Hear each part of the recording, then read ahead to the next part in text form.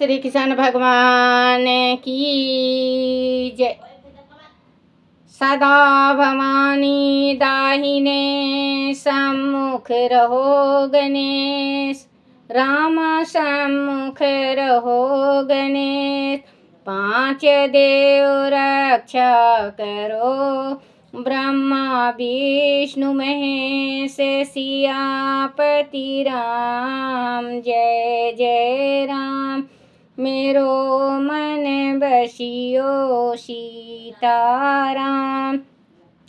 राम नगरिया राम के, बसते गंगा तीर रामा, बसते सरयू तीर रामा। चौकी हनुमत वीर की राम जी, चौकी हनुमत वीर की। बोलो सियापति रामचंद्र भगवान की जय हो। गणेश भगवान की जय, शिव पार्वती की जय, अपने अपने माता पिता की जय, अपने अपने गुरुदेव महाराज की जय। शिव पुराण की जय।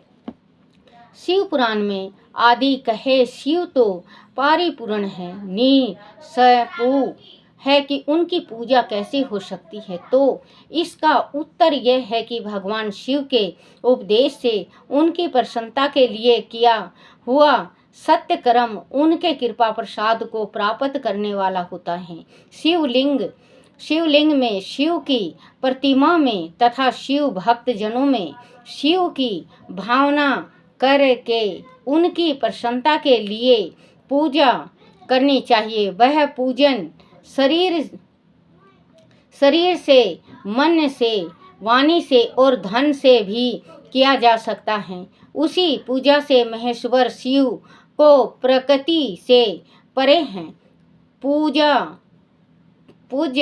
पूजक पर विशेष कृपा करते हैं और उनका वह कृपा प्रसाद सत्य होता है। शिव की कृपा से कर्म आदि सभी बंधन अपने वश में हो जाते हैं। कर्म से लेकर प्रकृति प्रांत सब कुछ जब वश में हो जाता है तब वह जीव मुक्त कहलाता है और सवात्मा राम रूप से विराजमान होता है। परमेश्वर शिव की कृपा से जब कर्म जागृत शरीर अपने वश में हो जाता है तब पर भगवान शिव के लोक में निवास का सौभाग्य प्राप्त होता है। इसी को श्लोकय मुक्ति कहते हैं। जब मंत्राएं वश में हो जाती हैं तब जीव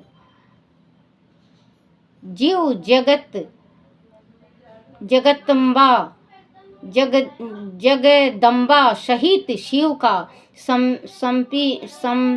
समीप प्राप्त कर लेता है। वह समीप मुक्ति है। उनके आयुध आदि और क्रिया आदि सब कुछ भगवान शिव के सामने हो जाते हैं। भगवान का महाप्रसाद प्राप्त होने पर बुद्धि भी वश में हो जाती है। बुद्धि प्रकृति कार्य है, उनका वश में होना सृष्टि मुक्ति कहा गया है। उन भगवान का महान अनुग्रह प्राप्त होने पर प्रकृति वश में हो जाएगी। उस समय भगवान शिव का मानसिक ऐश्वर्य बिना यतन प्राप्त हो जाएगा। सर्वज्ञात और त्रिपित आदि जो शिव के ऐश्वर्य हैं उन्हें पाकर मुक्त पुरुष अपने आत्मा में ही विराजमान होता है। वेद और शास्त्रों में विश्वास रखने वाले विद्वान पुरुष उनको सायुज मुक्ति कहते हैं। बच्चों, अगर हम भगवान का दिल से पूजन करते हैं और भगवान को मानते हैं। ये नहीं कि भगवान को आज शिव जी को मान लिया, कल फिर शिव जी ने सुना नहीं तो भगवती का शरण पकड़ लिए, फिर भगवती ने आपका प्रार्थना नहीं सुना तो गणेश का गणेश नहीं सुने तो लक्ष्मी का लक्ष्मी नहीं तो विष्णु का। ये चक्र कभी नहीं काटना चाहिए। अगर आपने अपने हृदय में एक परमात्मा को, भगवान को या माँ शक्ति को, शिव को या शक्ति को आपने विराजमान किया है, तो शिव को पूजोगे तो शक्ति खुद ही मिल जाएगी, और शक्ति को पूजोगे तो शिव खुद ही मिल जाएंगे। क्योंकि इस संसार में शिव शक्ति से बड़ा कुछ भी नहीं है। शिव शक्ति इस संसार में सबसे बड़ा है। तो बच्चों, जैसे कि जो इंसान, जैसे कि अब बच्चा है, बच्चे से बड़ा होगा, बड़ा से बूढ़ा भी होगा, लेकिन जिस टाइम उसका गृहस्थी संभल जाती है और बच्चे की शादी हो जाती है, उस टाइम भगवान की भक्ति में लग जाना चाहिए। क्योंकि ये चला चली का मेला है, इंसान कब खिसक जाए किसी को पता नहीं है। थोड़ा थोड़ा मुट्ठी का दान भी दो, हाथ से दान भी दो। जो कि मुट्ठी बांधे आई हो, हाथ पसारे जाना नहीं है। कुछ तो अपने हाथ से दिया हुआ हमारे जो भगवान ने दे रखा छोटा सा थैला, उसमें ज़रूर होना चाहिए। और जैसे कि एक किस्सा याद आ गया बच्चों, भक्ति किसको कहते हैं? भक्ति वो होता है जो भगवान को वश में कर ले, भगवान को आना पड़े। एक बेजू नाम का था, वो गाय भैंस चराया करता, बेजू नाम का छोटा सा। वो अपने शिवजी जहाँ पे शिवलिंग था नीचे, वहाँ पे बैठे रहा करता और बहुत ज्ञान की बात कहा करता, बहुत ही ज्ञान की। उससे नीचे उतर जाया करता तो वो कुछ भी नहीं। तो सारे कहे बेजू बहुत ज्ञानी है, बेजू बहुत ज्ञानी है। लेकिन बेजू का घर का हालात ठीक नहीं था। बेजू का हालात घर का बहुत वो था, एक टाइम खाने को मिल जाता तो दूसरे टाइम नहीं था। लेकिन उसका भगवान शिवजी से इतना लगाव हो गया, इतना लगाव हो गया, बहुत लगाव हो गया। कहते हैं ना भगवान परीक्षा लेते हैं, बहुत लगाव हो गया उनका। उनको लगाव पूजा पाठ करते करते कम से कम 15-16 साल हो गया। लेकिन भगवान ने उनकी प्रार्थना नहीं सुनी, वो उतने ही गरीब रहे। अपने एक दिन क्या हुआ, कोई दोस्त कहा उसको कि तुम्हें 15-16 साल हो गया पूजन करते और परमात्मा तो अभी तक सुने नहीं, आप जैसे थे वैसे ही हो, आप गरीब गलीच।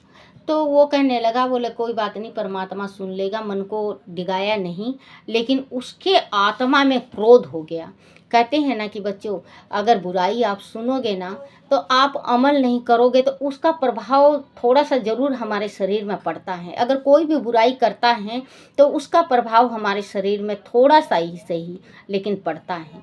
अगर आप अच्छाई के साथ रहोगे, अच्छा देखोगे, तो वो भी आपके शरीर में अच्छाई पड़ेगा। किसी के घर गए हो और वो घर बिल्कुल मोती के जैसे चमका रही हैं, तो आप गई हुई हैं, तो आप घर आके आप अपने घर का ज़रूर सफाई दफाई ज़रूर करोगे। और पुरुष में हैं जैसे कि अपने कहीं गए हुए हैं और वो उसके दोस्त अपने माँ बाप की सेवा करता है, वो अपने घर में आके अपने माँ बाप का पैर नहीं दबाएगा तो राम राम ज़रूर करेगा, क्योंकि असर संगति का असर पड़ता है। तो वो थोड़ा सा वंचित हो गया और उसने तो क्या काम किया, डंडा लिया और भगवान को रोज़ 2 डंडा मार के आने लगा। अब मार के आने लगा, भगवान बेचारा आई पार्वती कहने लगी, बोले शिव आप रोज़ इससे 2 डंडे खाते हो, जो चाहता है वो दे दो। बोले नहीं पार्वती, अभी इसकी भक्ति अधूरी है, जब इसकी भक्ति पूरी हो जाएगी मैं खुद ही इसको दर्शन दे दूँगा। अपने होते होते कई साल बीत गए, भगवान और भक्त का खेल चालू रहा और गरीबी वैसे ही चलती रही। लेकिन वो सुबह 2 डंडा भगवान को और 2 डंडा शाम को मार के आते। एक दिन भगवान ने परीक्षा लेने चाहिए और भगवान ने रात को इतना बारिश कर दिया, इतना बारिश कर दिया, और तहा बारिश, बहुत ज़्यादा बारिश। भगवान का इसके घर का जो रास्ता था वो नदी में बदल गया। अब जो साधु संत थे बेचारे, वो एक तरफ खड़े होके देख रहे हैं कि बारिश रुकेगा तो हम प्रभु का दर्शन करेंगे। हम रोटी नहीं खाते, कोई कह रहा है हम रोटी नहीं खाते, कोई कहता कि हम जल चढ़ाए बिना पानी नहीं पीते, कोई कह रहा रोटी नहीं खाते, कोई कह रहा चैन नहीं है आँखों में जब तक भोलेनाथ का दर्शन नहीं करेंगे। आपस में बात कर रहे हैं। और इनकी माँ ने बाजरे की रोटी और सरसों का साग बना रखा था, और खाने को जैसे ही बैठे इनको तो याद आ गई। बोले ओहो, आज तो मैं शिव भोले को डंडा ही नहीं मार के आया। माँ कहने लगी कहाँ जा रहे हो बेटा? बोले माँ भी आया। सॉरी बच्चों। तो वो कह रहे, बोले कि इतना बारिश हो रही है और तुम कहाँ जाओगे? बोले माँ भी में आया। वो तो कूदते फांदते गए जहाँ पे साधु संत थे। साधु संतों ने कहा, बोले कैसे जाओगे, भगवान का दर्शन कैसे करोगे, इतना जल में बह जाओगे, ये है वो है। उसने तो बेजू ने तो आओ देखा नहीं ताव देखा, नदी में कूद गया।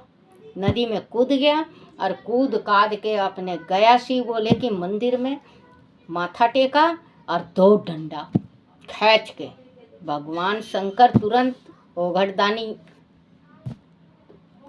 बरसा दिए कृपा, साक्षात आके खड़े हो गए। बोले मांग क्या मांगता है? बोले इतना दिन तक मैं पूजा किया और पाठ किया, आपने दर्शन तक नहीं दिया है, और डंडा खा के दर्शन दिए। बोले कोई बात नहीं है, ये तो परीक्षा थी तुम्हारी, मांगो।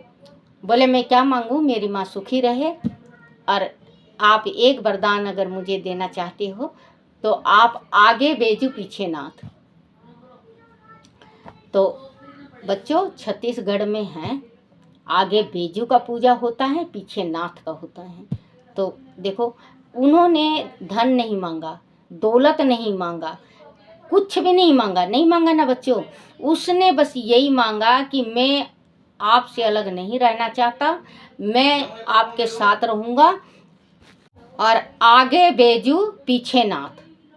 तो भगवान ने कहा ये मस्तु, आज बेजू का पूजन होता है वहाँ, तो आगे बेजू का पूजा होता है, बैजनाथ धाम। बच्चों बैजनाथ धाम है, उसकी कहानी ये है। कोई चाहे कैसे भी जोड़े, जैसे हमारे बुजुर्गों ने जो कहानी सुना रखी हमारे से, जो हमसे सुनाए हैं, वो मैं आप लोगों से सुनाई हूँ।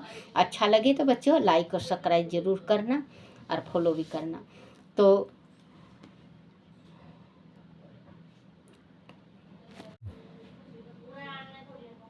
शिवा गिन जानित लोक गिन जानित, यह लौकिक रक्त भस्मों को द्रवों की शुद्धि के लिए लाकर रखें। मिट्टी, लकड़ी और लोहे के पात्र की तथा सर्वसित वस्तुओं की भस्म से शुद्धि होती है।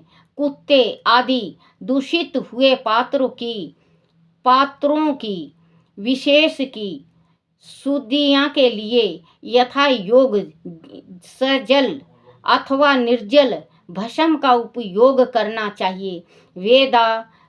वेद अग्नि जानित जो भस्म है उनको उन वैदिक कर्मों के अंत में धारण करना चाहिए। मंत्र और क्रिया से जातिक जो होम कर्म है वह अग्नि में भस्म का रूप धारण करता है। उस भस्म को धारण करने से वह कर्म आत्मा में आरोपित हो जाता है। अघोर मूर्तिधारी शिव का जो अपना मंत्र है उसे पढ़कर बेल की लकड़ियों को जलाएं। उस मंत्र से अभिमंत्रित अग्नि को शिव अग्नि कहा गया है। उसके द्वारा जले हुए काष्ठ का जो भस्म है वह शिवा गिन जातिक है। कपिला गाय के गोबर अथवा गाय मात्र के गोबर को तथा सम्मी पीपल पलाश बड़ अमलता से और बेर उनकी लकड़ियों को शिव अग्नि से जलाएं। वह शुद्ध भस्म शिवा अग्नि जानित माना गया है। अथवा कुश की अग्नि में शिव मंत्र के उच्चारण पूर्वक आष्टों को जलाए फिर उस भस्म को कपड़े से अच्छी तरह छान कर नए घड़े में भर कर रख दें, उसे समय समय पर अपनी कांति या शोभा की वृद्धि के लिए धारण करें। ऐसा करने वाला पुरुष समसत एवं पूजित होता है। पूर्व काल में भगवान शिव ने भस्म शब्द का ऐसा ही अर्थ प्रकट किया था। बोलो शिव पार्वती की जय। बच्चों, जो भस्म लगाता है शंकर भगवान को पूजन करने के बाद शिव जी को भस्म लगता है, वो भस्म अगर गौ का गोबर हो तो बहुत सर्वश्रेष्ठ है। लेकिन गौ का गोबर ऐसा होना चाहिए, वो जो थपेड़ के पाथते हैं ना, वो भस्म नहीं बनाना चाहिए, क्योंकि वो पांचों उंगलियों की और अपनी हथेली की जो छाप छूट जाती है तो वो भस्म खंडित हो जाता है। तो अलोनी गोबर होती हैं, जैसे गौ ने गोबर किया और आप वैसे के वैसे किसी चीज़ से उठा के और आप सुखा के उसका भस्म बना के, अगर आप सावन में अगर 11 दिन, सावन में 11 दिन सायंकाल सूरज डूबने के बाद आप अगर भस्म का तिलक भगवान शिव को, और आप अपने 3 तिलक लगाते हो, तीनों उंगली से शिव को लगाओ और बीच में टीका लगाओ और फिर चक्र बनाओ भगवान का और एक चंद्रमा, फिर इसके बाद बिंदी।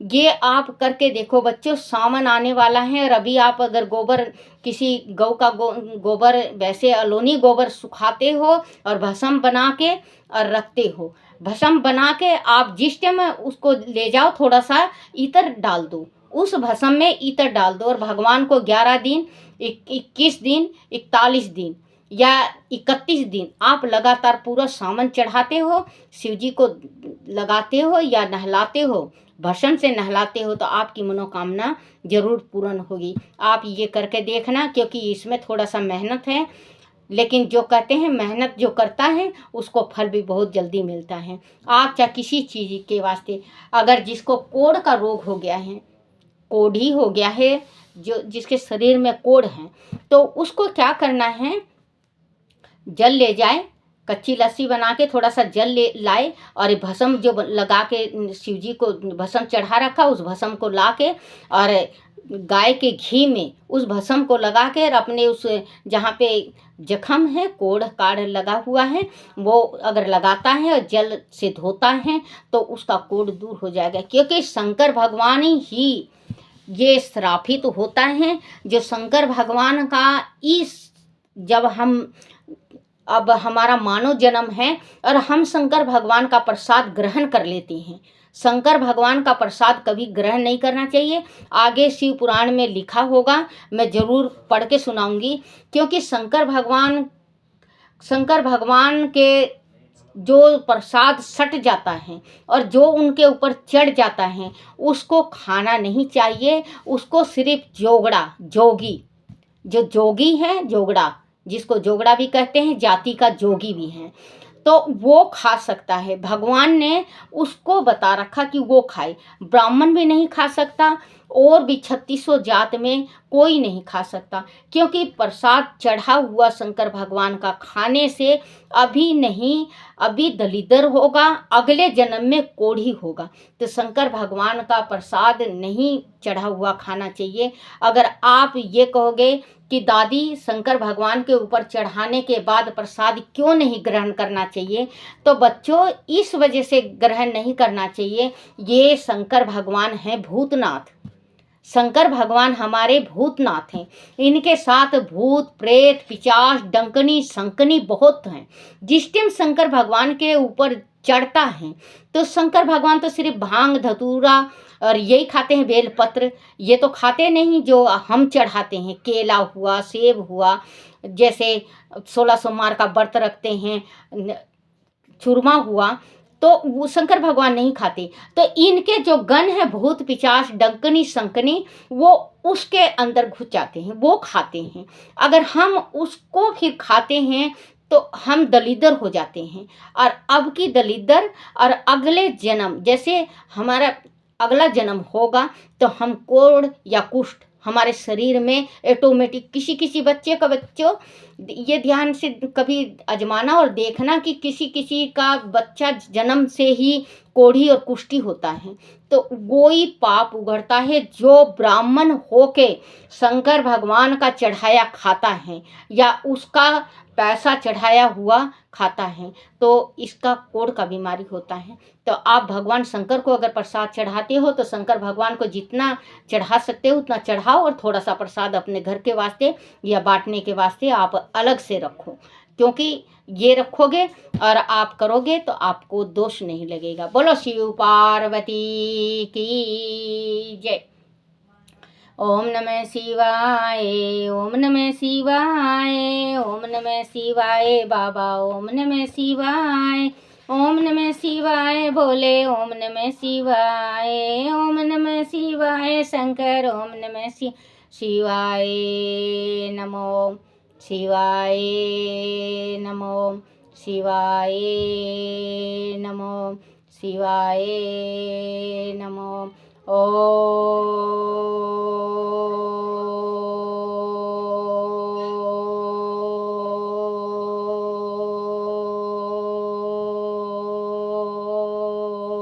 नमः शिवाय। बोलो शिव पार्वती की जय हो। अपने अपने गुरुदेव महाराज की जय। है मेरे शिव पिता, मेरे से भूल चूक हो जाए, कोई टूटी हो जाए, मुझे क्षमा करना, क्षमा करना, क्षमा करना।